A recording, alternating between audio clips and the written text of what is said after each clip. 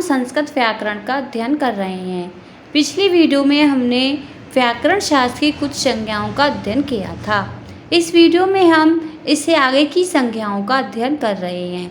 अब हम देखते हैं कि प्रग्रह संज्ञा कौन सी होती है। तो प्रग्रह संज्ञा का सूत्र होता है ईदु तेद द्विवचनम प्रग्रहाम।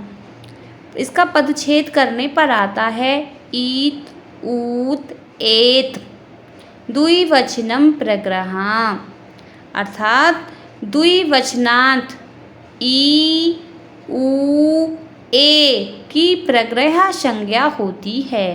जैसे हरि एतौ, विष्णु इमौ, गंगे अमु, अग्नि इति, वायु इति, माले इति, पचेते इति। अब हम देखते हैं कि घय संज्ञा कौन सी होती है। तो घय संज्ञा का सूत्र है तरप तमपौ घय, तरप तमपौ घय। पदच्छेद करने पर है तरप तमपौ घय। अब इसके सूत्र का अर्थ है कि तरप और तमप ये दो प्रत्यय घय संज्ञक होते हैं। जैसे कुमारी तरा, कुमारी तमा। अब हम देखते हैं कि निष्ठा संज्ञा क्या होती है। तो निष्ठा संज्ञा का सूत्र है इक्ता इक्तवतु निष्ठा। पदच्छेद करने पर है कि इक्ते और इक्तवतु निष्ठा, यानी सूत्र का अर्थ है कि इक्त तथा इक्तवतु दोनों प्रत्यय की निष्ठा संज्ञा होती है। जैसे भुक्ते, भुक्तवान, पठिते, पठितवान आदि।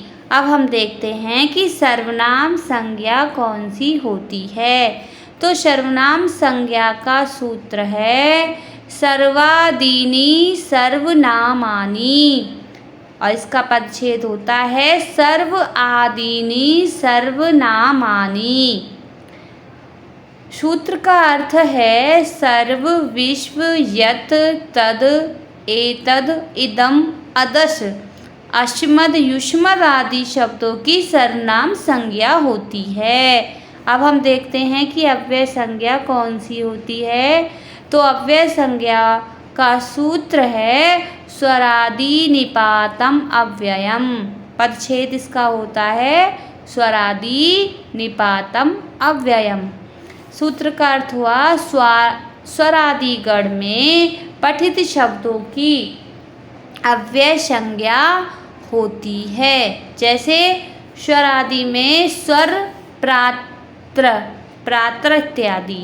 निपात हैं चे, वा, है इत्यादि।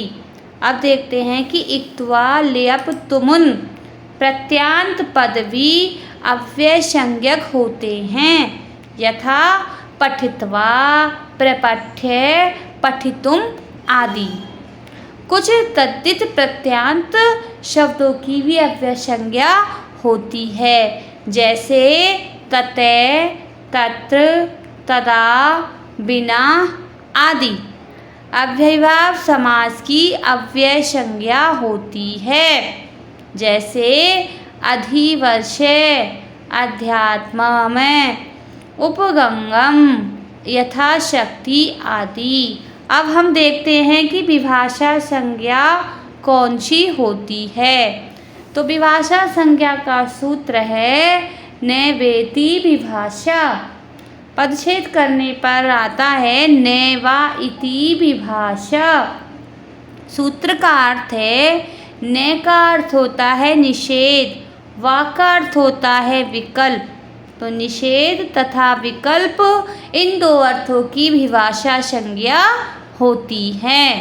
अब देखते हैं संप्रसारण संज्ञा का सूत्र है इग यणे संप्रसारणम, यानी कि यण के स्थान पर होने वाले इक की संप्रसारण संज्ञा होती है। अब हम देखते हैं कि यण प्रत्याहार में कौन से वर्ण आते हैं। तो यण में या, वा, रा, ला, और इक प्रत्याहार में आते हैं ई, उ, री, री, यानी कि ये का ई, हो जाना, वे का ऊ हो जाना, रे का री हो जाना और ले का लिरी हो जाना संप्रसारण कहलाता है।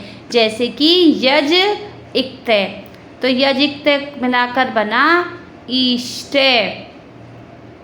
बप इक्त रूप बना उक्त। इससे आगे की संज्ञाएं हम अगली वीडियो में समझेंगे। धन्यवाद।